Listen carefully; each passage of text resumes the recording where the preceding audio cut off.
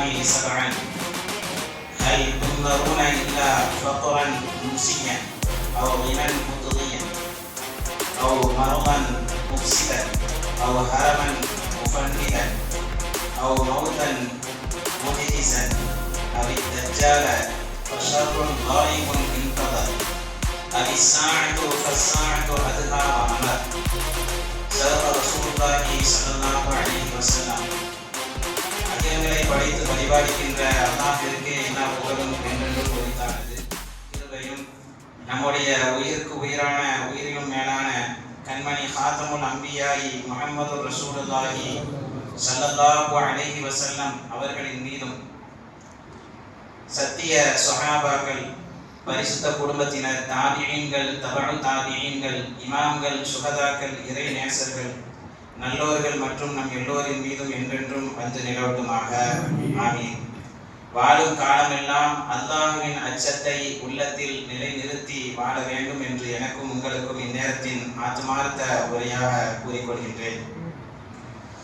அருமையான அல்லாஹ்வின் நல்லடியார்களே, 25வது தராவீஹ் தொழுகையை நாம் நிறைவு செய்து இப்பொழுது அல்லாஹ்வுடைய இல்லத்திலே நாம் அமர்ந்திருக்கின்றோம்.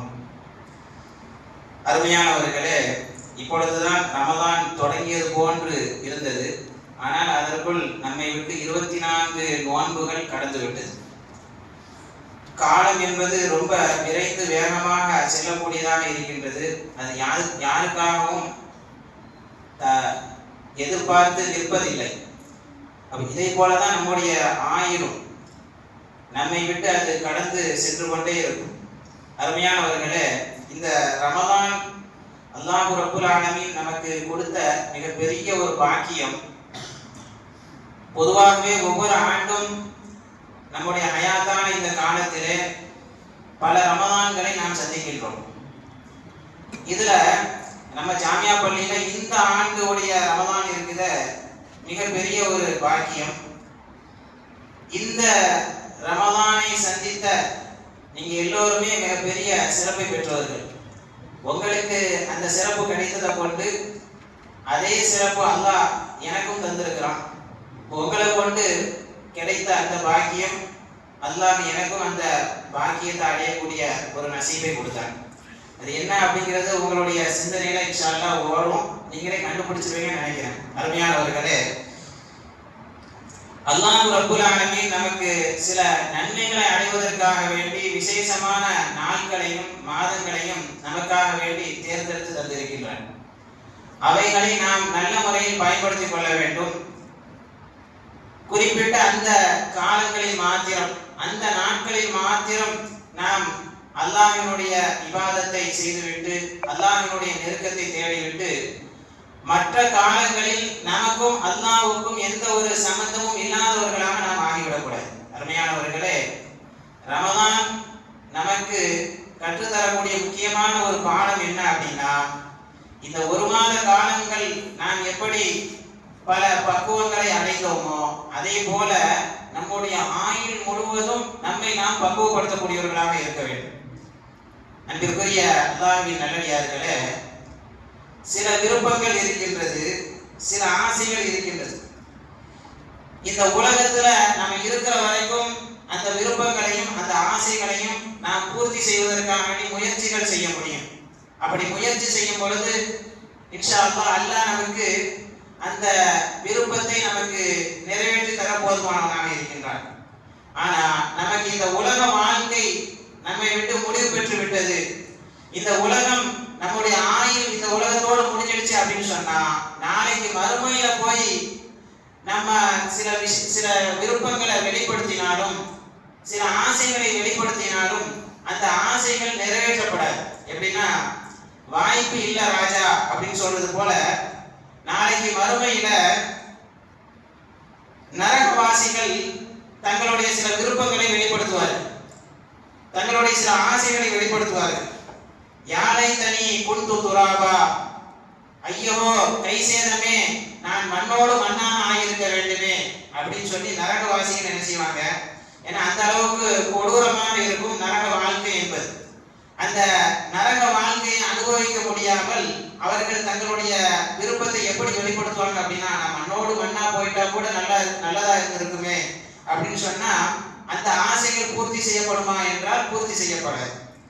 யாரை தனியே கத்தம் தொழி ஹயாத்தி, என்னுடைய மறுமை வாழ்க்கைக்காக வேண்டி இந்த உலகத்திலேயே நான் சில நல்ல அமல்களை பொருட்படுத்தி இருக்க கூடாதா அப்படின்னு சொல்லி நாளை மறுமையில நரகவாசிகள், நரகம் முடிவு செய்யப்பட்டவர்கள் இப்படி தங்களுடைய விருப்பத்தை வெளிப்படுத்துவார். இந்த உலகத்துல இருக்கும் பொழுதே நான் சில நல்ல அமல்கள் செய்து கொள்ளக்கூடாதா, அது எனக்கு மறுமைக்கு நல்ல பலனளிக்கக்கூடியதாக இருந்திருக்குமே அப்படின்னு சொல்லி என்ன செய்வாங்க, தங்களுடைய விருப்பத்தை வெளிப்படுத்துவார்கள். அந்த விருப்பம் பூர்த்தி செய்யப்பட முடியுமா என்றால் பூர்த்தி செய்யப்பட முடியாது. ஆனால் அருமையானவர்களே, இந்த உலகத்துல நம்ம சில விருப்பங்களை வெளிப்படுத்தினோம், சில விஷயங்களை நாம் ஆசை கொண்டோம், ஆர்வம் கொண்டோம், அதற்காக வேண்டி நாம் நம்முடைய முயற்சிகளை வெளிப்படுத்துவோமே ஆனால் அது நமக்கு இந்த உலகத்திலேயும் பலன் அளிக்கக்கூடியதாக இருக்கும். எந்த அளவிற்கு என்றால் அல்லாஹ் ரப்பல் ஆலமீன் தனது அருள்மறையிலே குறிப்பிடுகின்றான், வஅன்ஃபிகு மிம்மா ரஸக்னாகும் மின் கப்லி அன் யஅதிய அஹலகுமுல் மௌத், மரணம் உங்களுக்கு வருவதற்கு முன்னதாக நீங்க உங்களுக்கு கொடுத்த அந்த நம்முடைய ரிஸ்க்ல இருந்து நீங்கள் அதிகமாக தான தர்மங்கள் செய்து கொள்ளுங்கள். மின் கப்லி அன் யஅதிய அஹலகுமுல் மௌத் ஃபயகூல ரப்பி, அப்ப அந்த மரணம் வரக்கூடிய நேரத்துல அந்த அடியான் அல்லாஹ்விடத்துல சில சந்தர்ப்பத்தை கேட்பான். லவ்லா அக்ஹர்தனி இலா அஜலின் கரீப், கொஞ்சம் யா அல்லாஹ் எனக்கு அவகாசம் கொடுத்தா, லவ்லா அக்ஹர்தனி இலா அஜலின் கரீப் ஃபஅஸ்ஸதக வஅகும் மினஸ் சாலிஹீன், கொஞ்சம் நான் தர்மம் செஞ்சுட்டு வந்துடுவேனே, நான் தர்மம் செய்து விட்டால் நான் நல்லவர்களோடு நான் சேர்ந்து விடுவேன். ஏன்னா அந்த நேரத்துல அல்லாஹ்வுக்கு விருப்பமான ஒரு அமல் செய்வதற்கு ஒரு ரொம்ப எளிமையான ஒரு சந்தர்ப்பம் அந்த தர்மம் தான். ஏன்னா மற்ற இபாதத்துக்கெல்லாம் செய்யறாங்க ரொம்ப கால நேரங்கள் இருக்கும். அப்ப அந்த நேரத்துல கூட நமக்கு பலன் அளிக்கணும் அப்படின்னு சொன்னா இந்த உலக வாழ்க்கையில் நாம் அது போன்ற நன்மைகளை விரும்பினால் மாத்திரம்தான் நமக்கு அது பலன் அளிக்குமே தவிர, நாளைக்கு மறுமையில போய் யாழை தனிய கத்தம் துளி ஹயாதி, என்னுடைய இந்த மறுமை வாழ்க்கைக்காக வேண்டி இந்த உலகத்துல வாழும் பொழுது நான் சில நல்ல அமல்களை பொருட்படுத்தி இருக்க கூடாதா அப்படின்னு நம்ம கை செய்தப்படுறதுனால, ஆசைப்படுறதுனால, விரும்புறதுனால அது பலன் அளிக்குமா என்றால் நிச்சயமாக அது பலன் அளிக்காது. அருமையான அல்லாஹ்வின் நல்லடியார்களே, இது போன்று பார்க்கும் பொழுது நரகவாசிகள் மேலும் யாரை தனி நம் மூத்த கிதாபியா, எனக்கு என்னுடைய செயலேடு எனக்கு கொடுக்கப்படாமல் இருந்திருக்க வேண்டுமே. மறுமையில நல்லவர்களுக்கு வலத்தரத்தில் அல்லாஹ் செயலேடை கொடுப்பார். அதே போல கெட்டவர்களாக இருந்தால் அவர்களுக்கு இடக்கரத்திலும் அவர்களுடைய முதுகுக்கு அப்பாலும் கொடுப்பதாக அருள்மறை அல் குர்ஆன் நமக்கு பேசுகின்றது. அப்ப இந்த இவர்களுக்கு செயலேடுகள் கொடுக்கப்பட்ட பொழுது யானை தனி நம் மூத்த கிதாபியா, எனக்கு இந்த செயலேடு கொடுக்கப்படாமல் இருந்திருக்க வேண்டுமே, ஐயோ நான் இந்த செயலேடை நான் வாங்கிட்டேனே, என்னுடைய இடக்கரத்துல நான் வாங்கிட்டேனே அப்படின்னு சொல்லி நரகவாசிகள் கை செய்யப்படக்கூடியவர்களாக இருக்கின்றார்கள். தங்களுடைய ஆசை, அதாவது நிறைவேற்றப்பட முடியாத ஆசைகளையும் விருப்பங்களையும் நாளை மறுமையிலே அவர்கள் வெளிப்படுத்தக்கூடியவர்களாக இருக்கின்றார்கள். அதே போல யாரை தனி நம் அத்தகிது புலானன் ஹலீலா, இவர்களை நான் நண்பனாக ஆக்கிக் கொள்ளாமல் இருந்திருக்க வேண்டுமே. ஏன்னா நட்பு என்பது ரொம்ப முக்கியமான ஒன்று. நம்ம நல்ல நட்பை நாம் தேர்வு செய்வோமானால் அந்த நட்பு நம்மை நாளை மறுமையிலே சொர்க்கம் வரை கொண்டு சேர்க்கக்கூடியதாக இருக்கின்றது. தகாத நட்பு, தீய நட்பை நாம் தேர்வு செய்வோமையானால் அது நாளைக்கு மறுமையில அது நரகத்திற்கு இழுத்து செல்லக்கூடியதாக இருக்கின்றது.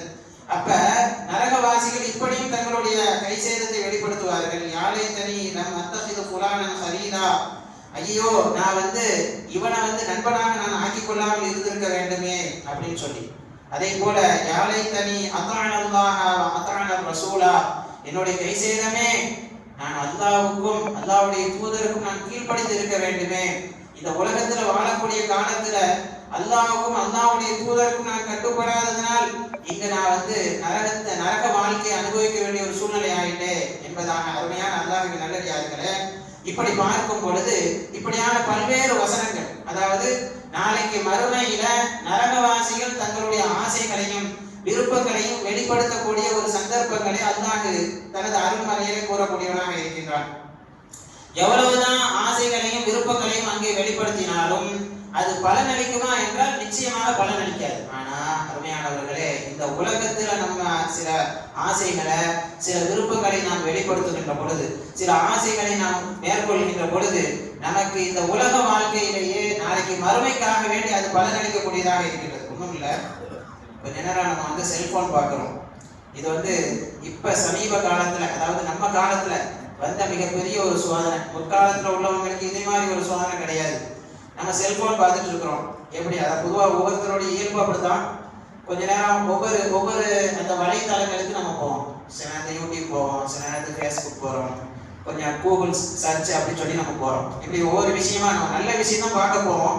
அப்படியே போக போக போக ஒரு 10 நிமிஷம் இருந்து பார்க்கலாம் அப்படின்னு சொல்லி தான் நம்ம இருந்து பார்ப்போம். ஆனால் பார்த்தீங்கன்னா நம்மளை அறியாமலேயே நம்மளுடைய ஆயுள்ல 1 மணி நேரம் நம்ம விட்டு கடந்தது. அந்த 1 மணி நேரத்துல நம்ம பிரயோஜனமாக பார்த்த செய்தி என்றால் ஒரு 10 நிமிஷத்துக்கான செய்தி நம்ம பார்த்துருப்போம். ஆனா மீதி இருக்கக்கூடிய செய்திகள் அது நன்மைக்கும் உதவாத அல்லது தீமைக்கும் உதவாத சில செய்திகளை பார்த்துருப்போம். அல்லது முழுக்க முழுக்க தீமையான காட்சிகளையும் தீமையான செய்திகளை மாத்திரம், சில தகவல்களை மாத்திரம் நம்ம என்ன செஞ்சிருப்போம், அங்க நம்ம தெரிந்திருப்போம். அதுக்கு பிறகு நமக்கு ஒரு கை சேத வரும், ஒரு வருத்தம் வரும். என்ன அப்படின்னா, ஐயோ நம்ம ரொம்ப நேரத்தை வீணடிச்சிட்டோமே, நம்முடைய காலத்தை வீணடிச்சிட்டோமே. சில பேர் பார்த்தீங்கன்னா அப்படியே படுத்துக்கிட்டே என்ன செய்வாங்க, அந்த போனை பார்த்துக்கிட்டே இருப்பாங்க. அப்படியே படுத்த நிலை அப்படியே தூங்கி அந்த போன் அப்படியே ஒரு கையில இருந்து அப்படியே கீழே வந்துடும், அப்படியே பார்த்துக்கிட்டே அப்படியே தூங்கிடுவார். இப்படியும் சில பேருடைய காலங்கள் கழியுது. ஆனா அருமையான அல்லாஹ்வின் நல்லடியார்களே, இது இப்போ உள்ள காலத்துல உள்ள ஒரு சோதனையாக இருக்குது. இதுல இருந்து நம்ம தவிர்த்து வரணும். யாருமே இதுல விதிவிலக்கு அல்ல. ஏன்னா நம்முடைய எல்லோருக்குமே அல்லாஹ் என்ன செஞ்சிருக்கிறான் அப்படின்னா, அந்த விருப்பத்தை கொடுத்து இருக்கின்றான், ஆசையை கொடுத்து இருக்கின்றான், இச்சையை கொடுத்து இருக்கின்றான். அந்த அடிப்படையில பார்க்கும் பொழுது இதுல எல்லோருமே சோதிக்கப்படுகின்றோம். ஆனா நல்ல மூமினாக இருந்தால், உண்மையிலேயே அல்லாஹ்வுக்கு விருப்பமான அடியார்களாக இருந்தால், அதற்கு பிறகு அவருக்கு ஒரு எண்ணம் வரணும். யா அல்லாஹ், நான் என்னுடைய கால நேரத்தை நான் இப்படி வீணடிச்சிட்டேன், இனிமேல் நான் என்ன செய்யணும், சரியாக பயன்படுத்தணும் அப்படின்னு அந்த எண்ணம் வந்துச்சு அப்படின்னு சொன்னா, அடுத்தடுத்து அவருடைய அந்த ஆயுள், அவருடைய காலங்களை சரியாக பயன்படுத்துவார். அவருக்கு அது மாதிரியான ஒரு எண்ணமே வரல. எல்லாம் ஒண்ணுதான், நேற்றைய நிலையும் ஒன்றுதான், இன்று நம்முடைய கால நேரங்களை கழிப்பதும் ஒன்றுதான். இப்படியே அவருடைய காலங்கள் கழிக்கின்றது என்றால் அது மரணம் வரையிலும் அவருக்கு எந்த ஒரு மாற்றத்தையும் அது ஏற்படுத்தாது, எந்த ஒரு பலனையும் ஏற்படுத்தாது. எனவே அருமையான அல்லாஹ்வின் நல்லடியார்களே, இந்த உலகத்துல நம்முடைய கால நேரங்களை நாம் சரியாக பயன்படுத்த வேண்டும். அதற்காக வேண்டி நாளை மறுமையிலே நாம் வெற்றியாளர்களாக ஆக வேண்டும் என்பதற்காக வேண்டி அல்லாஹ்வுக்கு விருப்பமான முறையில சில நல்ல அமல்களை நாம் செய்ய வேண்டும். நபிகள் நாயகம் ஸல்லல்லாஹு அலைஹி வஸல்லம் அவர்கள் கூறுகின்றார்கள், பாதிரு பில் அமாலி சபா, 7 விஷயங்கள் உங்களுக்கு வருவதற்கு முன்னதாக நீங்கள் முடிந்த அளவு அமல்களை செய்து கொள்ளுங்கள். நல்ல அமல்களை பக்கம் நீங்கள் விரைந்து செல்லுங்கள். எவ்வளவு அமல்களை செய்ய முடியுமோ, அதாவது அல்லாஹ்வுக்கு விருப்பமான முறையில உங்களுடைய வாழ்க்கையை நீங்கள் கழிக்க முடியுமோ அந்த அளவிற்கு நீங்கள் கழித்துக் கொள்ளுங்கள். 7 விஷயம் வருவதற்கு முன்னதாக. 7 விஷயம் வரதுக்கு முன்னால அப்படின்னு சொன்னா, அப்ப அந்த 7 விஷயத்தை நாம் அடைந்து விட்டால், சில பேருக்கு அந்த 7மே வரலாம், அல்லது அந்த 7ல ஏதாவது ஒரு சில விஷயங்கள் வரலாம். அந்த 7 விஷயங்கள் விட்டால் நம்மால் இப்ப எவ்வளவு நிம்மதியா நம்ம அமல் செய்யறோம், எவ்வளவு ராகத்தான் நம்ம அமல் செய்யலாம். ஏசி நமக்கு குழு அதாவது நல்ல ஒரு குளிர் சாதனம் அமைக்கப்பட்ட ஒரு பகுதியில நம்ம என்ன செய்யலாம் அப்படின்னு சொன்னா, நம்மளால முடிந்த சில அமல்கள் செய்கின்றோம். ஆனால் அந்த 7 விஷயத்தை மனிதன் அடைந்து விடுவானே, ஆனால் நிச்சயமாக எந்த விதமான அமல்கள் செய்வதற்கான சந்தர்ப்பமும் யாருக்கும் கிடைக்காது. நீங்கள் அந்த 7 விஷயங்களை கொண்டு எதிர்பார்க்கப்படக்கூடியவர்களாக இருக்கின்றீர்கள் என்பதாக நபிகள் நாயகம் ஸல்லல்லாஹு அலைஹி வஸல்லம் அவர்கள் கூறுகின்றார்கள். அந்த 7 என்ன ரமையானவர்களே, அந்த 7க்கு முன்னால பொதுவா நம்மளுடைய மனநிலையை நான் சொல்லிடுறேன். மக்களுடைய மனநிலை எப்படி இருக்குது அப்படின்னா, அதாவது ஒரு அரசன் இருந்தார். அந்த அரசன் நல்ல முறையில தன்னுடைய அந்த பகுதி மக்களுக்கு ஆட்சி செய்தான், நீதமான முறையில ஆட்சி செய்தான். எவ்வளவு சொத்து சுகபோக வாழ்க்கை வாழ வேண்டுமோ அந்த அளவிற்கு வாழ்கின்றார். அப்போ தன்னுடைய அந்த கணக்காளரை அழைத்து, நமக்காக வேண்டி எவ்வளவு சொத்து இருக்குது அப்படின்னு சொல்லி அந்த கணக்காளர்கிட்ட அந்த அரசன் கேட்கிறான்.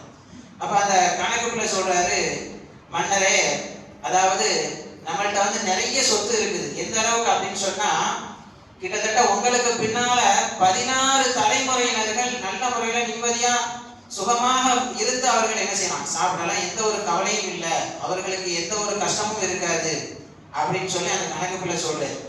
ஆனா இந்த மன்னருக்கு என்ன வருத்தம் அப்படின்னு சொன்னா, 16 தலைமுறை தான் இருந்து சாப்பிட முடியுமா? அந்த 16க்கு அப்புறம் 17வது ஒரு தலைமுறை வருவான் அல்லவா? அப்ப அவனால எதுவுமே செய்ய முடியாதா அப்படிங்கிற ஒரு கவலை வந்தது. இப்படி இந்த கவலை வந்ததுனால அவருக்கு ஒரு பெரிய ஒரு நோய் ஆயிடுச்சு. அவருடைய ஆரோக்கியத்தை அவர் இழந்து விட்டார். இப்போ மக்கள்லாம் ரொம்ப கவலைப்படுறாங்க, அரண்மனையில் இருப்பவர்களும் ரொம்ப கவலைப்படுறாங்க. திடீரென அந்த ஊருக்கு ஒரு ஆன்மீகவாதி ஒருவர் வருகின்றார், இறை ஞானி.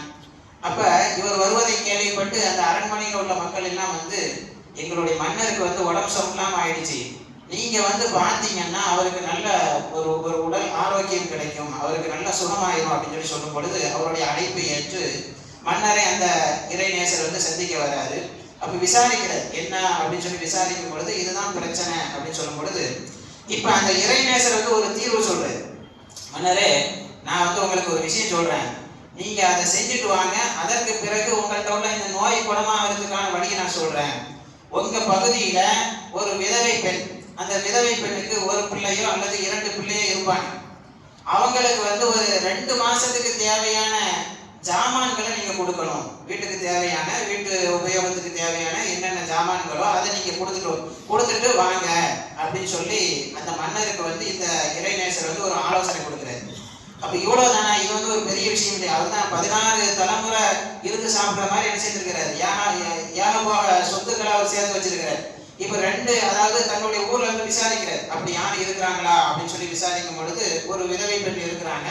அவங்களுக்கு ஒரு பிள்ளையோ 2 பிள்ளையோ இருக்குது. இப்ப அவங்களுக்கு தேவையான எல்லா வீட்டு ஜாமான்களையும் ஒரு 2 வண்டியில வச்சு இப்ப மன்னர் என்ன செய்றாரு, சேவகர்களோடு அனுப்பி வைக்கிறார். இப்ப அந்த விதவை பெண்ணை சந்தித்து மன்னருடைய அந்த சேவையாட்கள், உங்களுக்காக வேண்டி மன்னர் 2 மாசத்துக்கு தேவையான ஜாமான்கள், வீட்டு ஜாமான்கள் உங்களுக்கு அனுப்பி வச்சிருக்கிறாங்க அப்படின்னு சொல்லும் பொழுது இப்ப அந்த விதவை பெண் தன்னுடைய பிள்ளைகளை சொல்லி, நம்ம வீட்டுல இப்ப எவ்வளவு ஜாமான் இருக்குது, வீட்டு உபயோக பொருட்கள் எவ்வளவு இருக்குது, அதை நீங்க பார்த்து சொல்லுமா அப்படின்னு சொல்லும் பொழுது அந்த மகள் வீட்டுல பார்த்துட்டு அந்த மகள் சொல்லுது, தாயே, நம்ம வீட்டுல 4 நாளைக்கு தேவையான எல்லா ஜாமான்களும் இருக்குது, வீட்டுக்கு தேவையான பொருட்கள் 4 நாளுக்கு எவ்வளவு பொருட்கள் தேவையோ அந்த பொருட்கள் எல்லாம் இருக்குது அப்படின்னு சொன்னோடனே இப்ப அந்த அம்மா சொல்லுது அந்த சேவையாட்கள்கிட்ட, எங்க வீட்டுல 4 நாளைக்கு தேவையான எல்லா ஜாமான்களும் இருக்குது, அதனால எங்களுக்கு இப்ப இந்த பொருட்களுடைய தேவை இல்லை, அதனால நீங்க இதை நீங்க திரும்ப கொண்டு போயிருங்க. அப்ப அவர்கள்லாம் ரொம்ப ஆச்சரியப்படுறாங்க, என்னடா நம்ம ஒரு ஏழை, அதாவது ஒரு விதவை பெண்ணு, பொதுவாகவே விதவை பெண்ணு அப்படின்னு சொன்னா அவங்களுடைய குடும்பத்துக்கு ரொம்ப தேவை உள்ளவர்களாக இருப்பார்கள், எந்த விதமான ஆதரவும் இல்லை. அப்ப அப்படி இருக்கும் பொழுது அவங்க இந்த பொருட்களை திருப்பி அடிச்சிட்டாங்களே அப்படின்னு சொல்லி இப்ப மன்னர்கிட்ட கொண்டு அதை கொடுக்கும் பொழுது மன்னர் ஆச்சரியப்படுறாரு. அப்போ சில நாட்களுக்கு பிறகு அந்த இறைநேசர் மீண்டும் வருகின்றார். மன்னரே, நான் சொன்னதை நீங்க செஞ்சீங்களா? இப்ப அந்த மன்னர் சொல்றாரு, ஆமா, நீங்க சொன்ன மாதிரி நான் செஞ்சேன், ஆனா அந்த விதவை பெண் இந்த ஜாமான்கள் எதையும் வேண்டாம்னு சொல்லி அவங்க திருப்பி அனுப்பிச்சிட்டாங்க அப்படின்னு சொல்லும்போது இப்பொழுது அந்த இறைநேசர் சொல்கின்றார், மன்னரே, அப்போ பிரச்சனை என்ன அப்படின்னு சொன்னா உங்கள்கிட்ட தான் இருக்குது. நீங்க 16 தலைமுறைக்கு சொத்து சேர்த்து வச்சீங்க, ஆனா அதுக்கு பிறகு நீங்க என்ன கவலைப்படுறீங்க அப்படின்னு சொன்னா 17வது தலைமுறையினரும், அதாவது இந்த நம்மளுடைய இந்த சொத்துக்களை நல்ல முறையில நிம்மதியா அனுபவிக்கிறோம். அருமையானவர்களே, அதாவது நம்ம எவ்வளவு நாளும் சொத்து சேர்த்து வைக்கலாம், ஒன்றும் பிரச்சனை இல்லை. அதாவது நமக்கு எவ்வளவு தேவையோ பயன்படுத்திக்கலாம், அதே போல நம்முடைய பிள்ளைகளுக்கு எவ்வளவு தேவையோ அவ்வளவு நம்ம தாராளமாக என்ன செய்யலாம், சொத்து சேர்த்து வைக்கலாம். ஆனா அதே சமயத்துல தலைமுறையாக எப்படி, அதாவது பேரன், அதாவது பூட்டன், பூட்டி, இப்படி ஒவ்வொரு தலைமுறை வருதுல, இப்படியே அடுத்து வரக்கூடிய எல்லோருமே சுகமான முறையில அவர்கள் இருந்து இந்த உலகத்துல வாழணும் அப்படிங்கிறதுக்கு தேவையில்லை.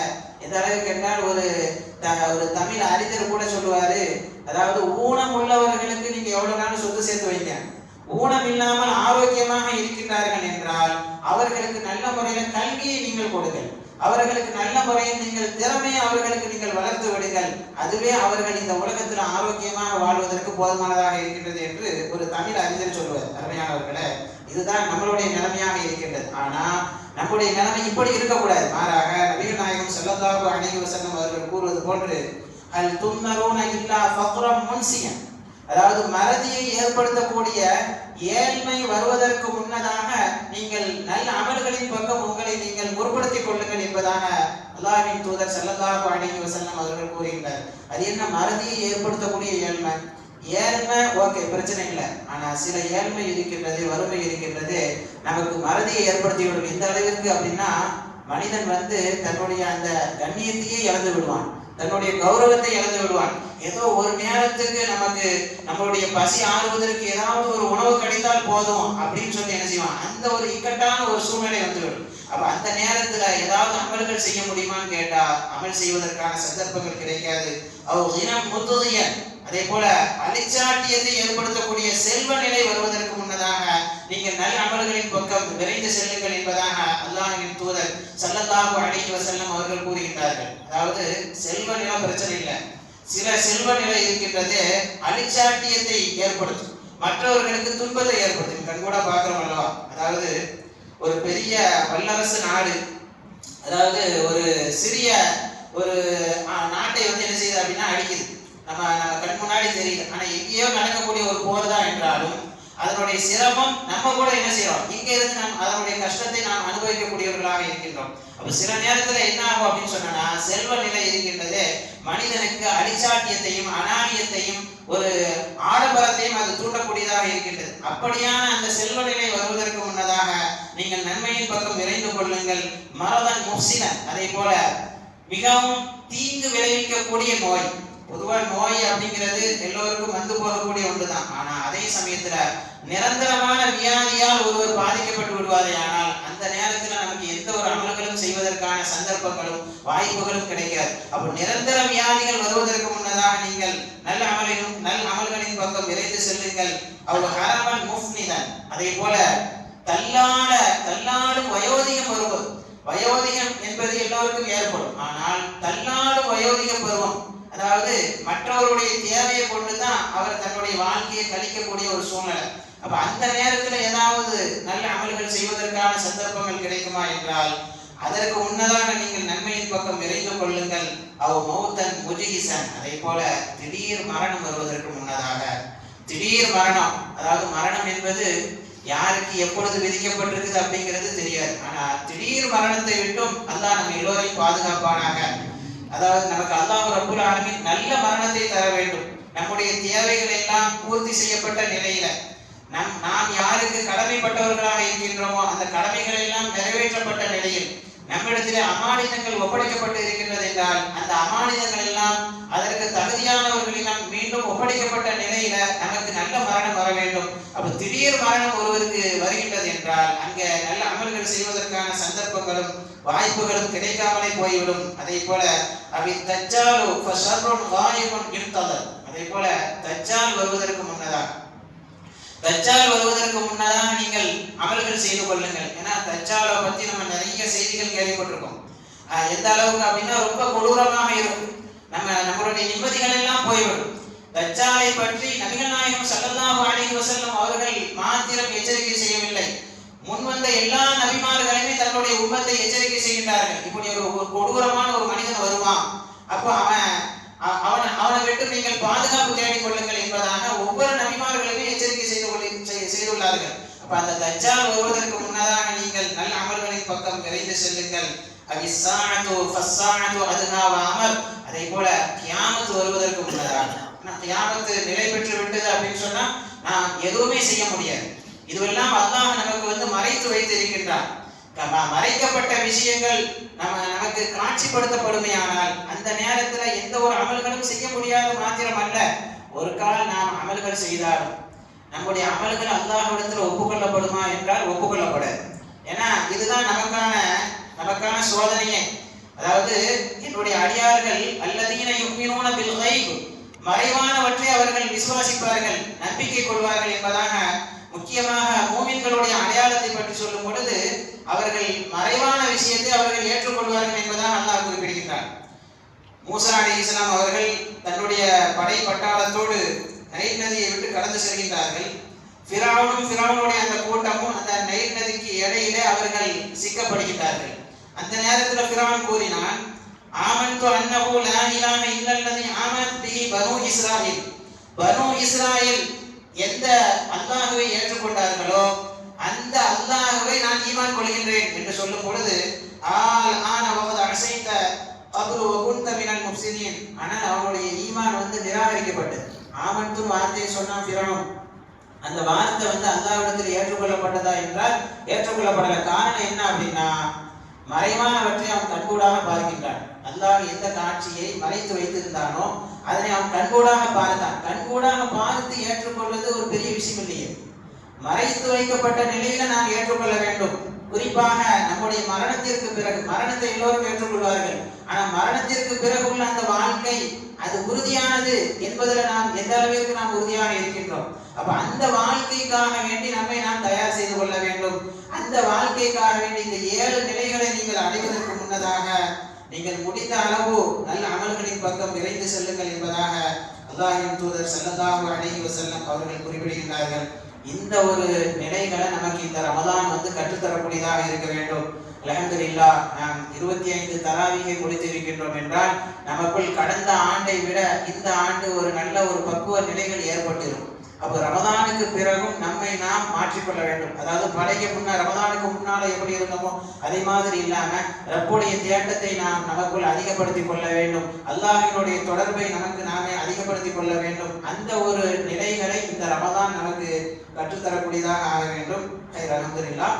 அருமையானவர்களே, இந்த ஆண்டு ரமதானை சந்தித்தவர்கள், நம்முடைய ஜாமியா பள்ளியை பொறுத்து ரமதானை சந்தித்தவர்கள், தராவீஹ் தொழுதவர்கள், எல்லோருமே மற்ற இதுல வக்து அதுல கலந்து கொண்டவர்கள் எல்லோருக்குமே ஒரு சிறப்பு என்ன அப்படின்னு சொன்னா, நாம் எல்லோரும் அஹ்லுல் மிஹராபைன் அப்படின்னு சொல்லலாம்.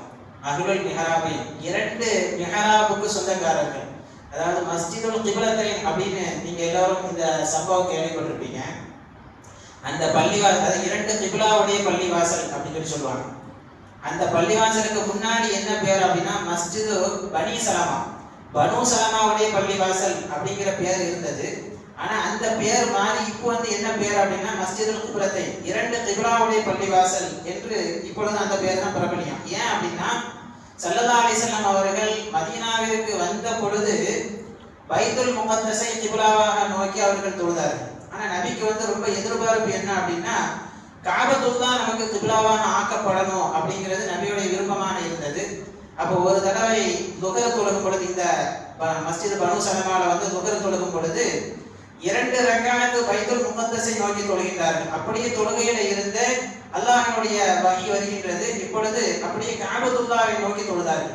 அதனால இப்போ அந்த பள்ளிவாசலுக்கு பேர் என்ன அப்படின்னா மஸ்ஜிதுல் கிப்லத்தைன், 2 கிப்லாவுடைய பள்ளிவாசல் அப்படிங்கிற ஒரு பேர். அப்ப அதனால நம்ம பள்ளிவாசலுக்கு பேரை மாற்ற வேண்டியது இல்லை. இந்த ஜாமியா பள்ளியில நம்ம வந்துட்டு போறோம் அப்படின்னா நம்ம எல்லோரும் என்ன அப்படின்னா அஹ்லுல் மிஹராபைன், 2 மிஹராபுக்கு சொந்தக்காரர்கள். அதாவது ரமதானுக்கு முன்னால வர ஒரு மிஹராப் இருந்தது, இப்ப இருந்து இன்னொரு மெஹராபு பிரமாண்டமான நம்முடைய பள்ளிவாசல். முன்னாடி உள்ள மெஹராபும் ரொம்ப அற்புதமானது, எதுவும் நம்ம குறை சொல்வதற்கு அல்ல. இப்போ உள்ள மெஹராபு அல்ஹம்துலில்லாஹ் ரொம்ப அற்புதமானது. அப்ப 2 மெஹராபுக்கு சொந்தக்காரர்களாக நாம் எல்லோரும் இருக்கின்றோம். நமக்கு அல்லாஹ் ரப்புல் ஆலமீன் அந்த பாக்கியத்தை தந்திருக்கின்றான். எனவே அதற்காக வேண்டி நாம் அதிகமாக அல்லாஹ்விற்கு நன்றி செலுத்தக்கூடியவர்களாக ஆக வேண்டும். வல்ல ரப்புல் ஆலமீன் நம் எல்லோரையும் நிறைவாக பொருத்திக் கொள்வானாக. அல்லாஹ்வினுடைய நெருக்கத்தை பெற்ற நல்லடியார்களின் கூட்டத்தில் நம் எல்லோரையும் சேர்த்தருள் புரிவானாக. ஆமீன் யா ரப்பல் ஆலமீன். வ ஆகிரு தஅவானா அல்ஹம்துலில்லாஹி ரப்பில் ஆலமீன். அஸ்ஸலாமு அலைக்கும் வ ரஹ்மத்துல்லாஹி வ பரகாத்துஹு. செய்திகளை உடனுக்குடன் தெரிந்து கொள்ள உங்கள் கரம் டிவியை சப்ஸ்கிரைப் செய்யுங்கள். அதோடு பெல் பட்டனையும் கிளிக் செய்யுங்கள்.